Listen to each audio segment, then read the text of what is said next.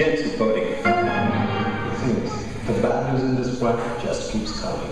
There are reports about illegal organ harvesting at yet another Indian hospital. Let's hear it straight from the doctor in charge of the investigation. All these allegations are baseless and nothing but figment of media's imagination. I'd like to request you all to wait and let justice take its course. That would be all. I need to get back to work now. Raj, No more questions, please. Hey, Rhea. Nice to meet you. your freedom fighter father.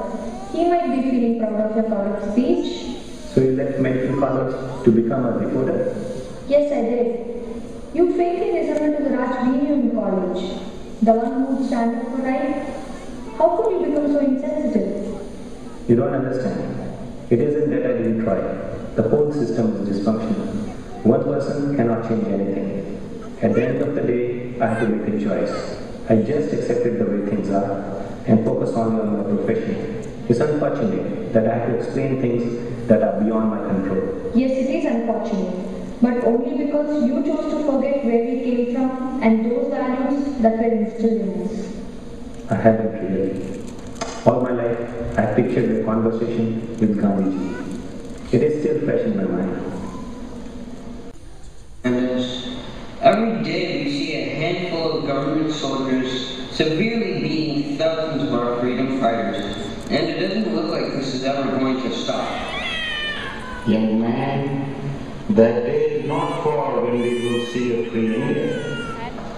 In fact, the truth is that as individuals we are free even now, as one's heart and one's mind cannot be controlled by another if you don't want.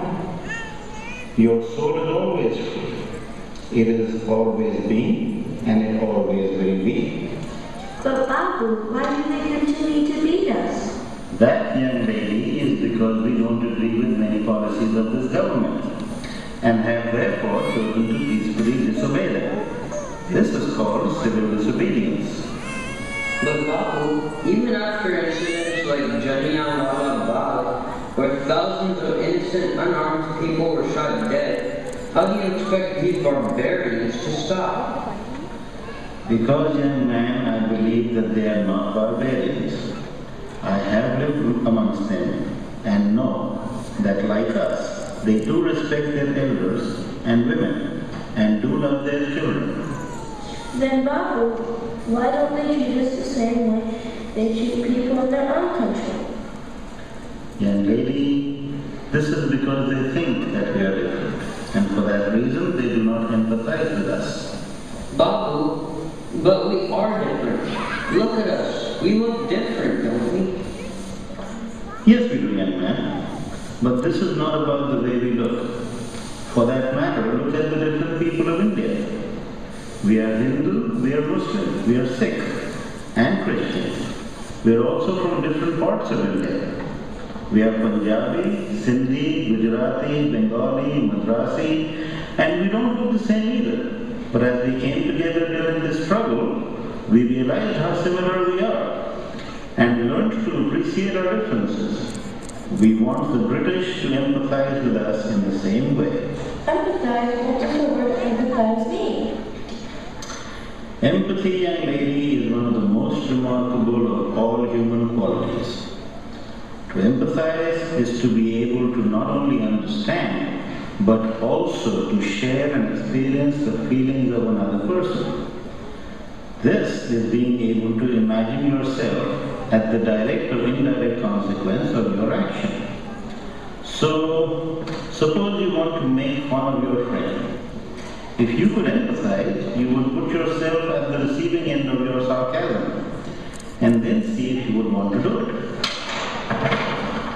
As we move deeper into this age of machines, the divide between actions and consequences will widen, and it will be this human ability to empathize that will decide the fate of masses around the world. How would you make them empathize with us, Babu?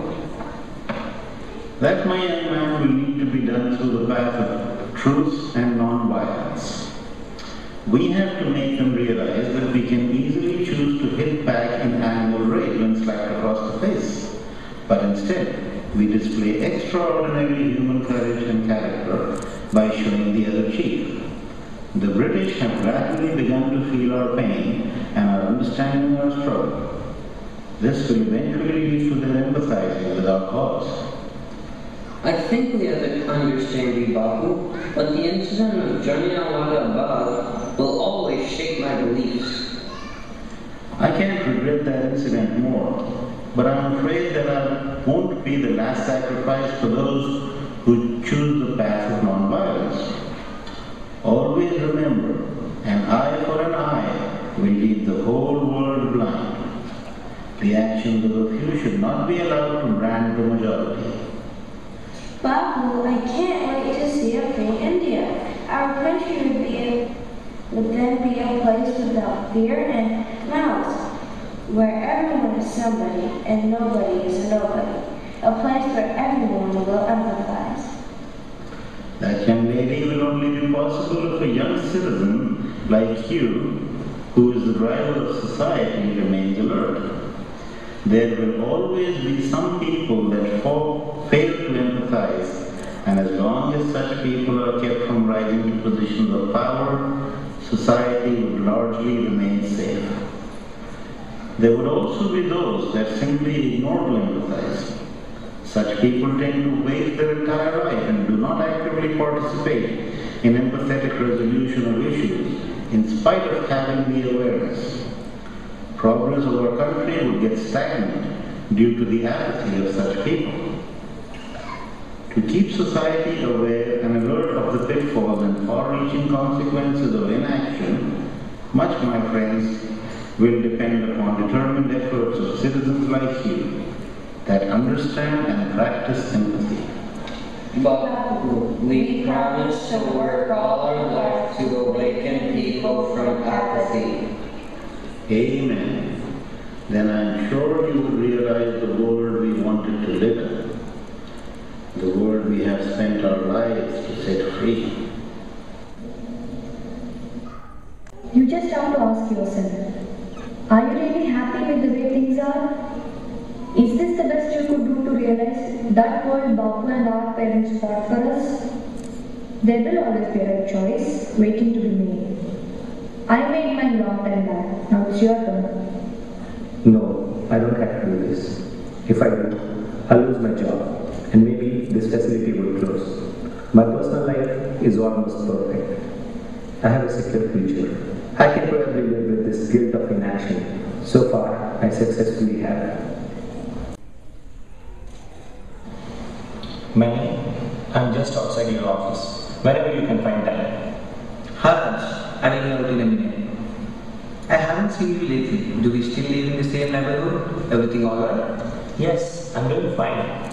In fact, much better than before. How is everything with you? Recession. It has hit all of us hard. You have to keep inventing smarter stuff to keep up. Yes, I hear about those derivatives of mass destruction. I wonder if you, in part, feel responsible for this destruction. You know, Raj, how complex the market has become, and I am just a cog in the wheel. If I don't do it, somebody else will. You know how things work in this professional world. Yes, I do. But in this machine age, things will only become more complex. And if more and more of us continue to ignore the far-reaching consequences of our actions, this world would only face one disaster after another. I always thought about widening physical divide between actions and consequences. But I took solace in the fact that whatever I do, it can't seriously hurt people. It's not like we operate drones or totally seclude ourselves from the society. You know me, I care about people around me. Yes, I do. And that's why I'm here, to shake you off from this false sense of purity. Should I brace myself for a guilt trip? No. I'm not here to make you feel bad about what you do. In fact, it's the money you unlock that constantly fuels our economy. I'm here only to make you meet with real-world examples of your actions. You might remember Mr. Kali. Yes. He and his wife used to teach our kids. Wonderful people. Haven't seen them for some time now. They're retired, with practically no means to live by their retirement years. Their only fault is to invest in simple municipal bonds, which were bought packaged, repackaged, until it was beyond anyone to understand the implications of those derivatives in their entirety. So, did they move to Sundanagar, the city that was not able to keep up with the rising interest of those derivatives, and file for bankruptcy? Innocuous task of some financial whiz like you, or simply a blind eye to the consequences? Here are a few more people you might recognize. Their fault, they have put their money in two of the safest places till then known to the mankind, the bank and the real estate. Only a fraction of it is left for them to live by. Thanks for sharing these stories, Raj. I'm really sorry to hear that, but I'm still not sure what I could have done to stop this from happening. Just your part, Manny, while always sparing a thought for people who might get affected. That's called working with empathy at heart. I'll leave it up to you to weigh on every new trick that gets invented around here. Will it really add value to the liquidity of the system, or it is just another way to confuse and con the masses? Only when people like you, through the numerous anonymous avenues, start to raise the red flags, such financial Armageddon could be prevented forever.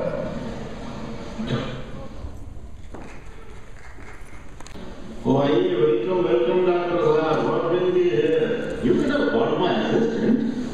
Actually, I personally wanted to come and talk to you about the devastation the floods are causing in various parts of our city.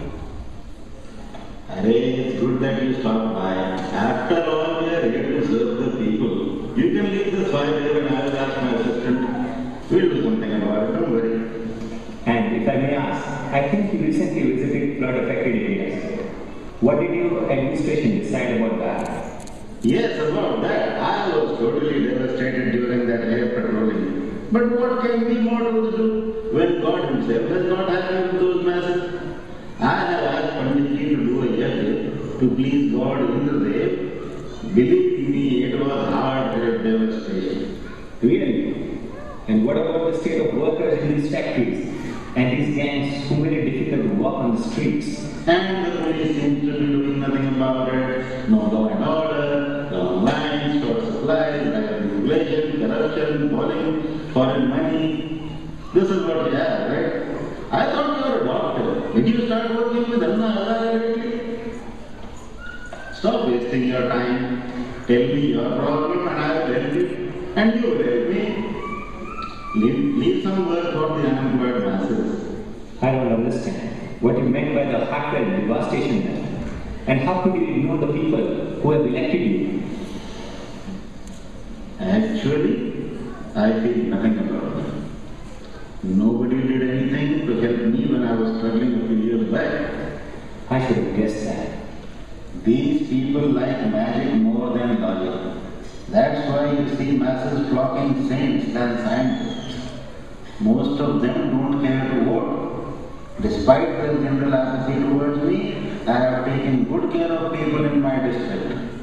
Much better than those opposition party thugs. Believe me, situation could have been much worse. I can't thank you enough for your answers. I guess I have to leave now. Take care, Dr. Raj. Don't let those old Gandhi people near you. They will spoil your life. The world has changed a lot since.